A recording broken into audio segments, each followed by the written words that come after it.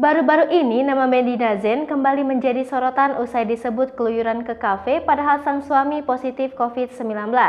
Mengikuti beredarnya kabar dituding keluyuran di kafe padahal sang suami positif COVID-19, Medina Zain pun mencuri perhatian dari banyak netizen. Setelah ramai diperbincangkan, Medina Zain pun mengunggah klarifikasi panjang di media sosial miliknya terkait dituding netizen keluyuran ke kafe padahal sang suami positif COVID-19. Berita tentang Medina ini memang sempat menjadi perbincangan hangat di kalangan netizen. Apalagi saat ini kondisi COVID-19 sedang siaga di tanah air. Kini, namanya seakan menjadi sorotan. Medina Zain pun langsung mengunggah klarifikasi di media sosial miliknya. Hal ini terlihat pada unggahan Instagram Story di akun @medinazain92 pada Senin 7 Februari 2022. Terdapat dua unggahan yang berisi klarifikasi dari Medina terkait video Instagram Story yang sedang ramai dibicarakan. Pada klarifikasi pertama, Medina mengungkap bahwa video yang disebut netizen itu diambil saat menunggu hasil PCR dan menunggu kamar untuknya. Diketahui, Medina mengungkap bahwa sang suami, Lukman Azhari, diketahui positif terpapar COVID-19 sementara ia negatif.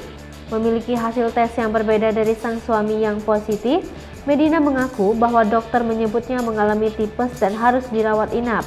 Dia pun menegaskan bahwa video dirinya di kafe bersama sang suami sedang minum setelah mendapat hasil tes adalah kesalahan waktu upload saja.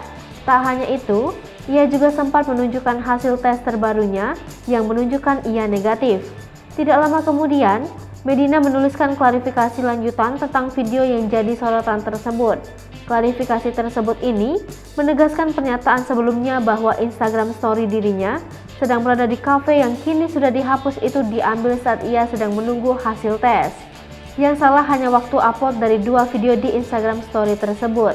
Ia pun meminta netizen agar tidak cepat ambil keputusan dan membagikannya pada orang lain tanpa tahu kejadian aslinya. Medina juga meminta maaf pada kesalahan yang telah ia perbuat pada netizen.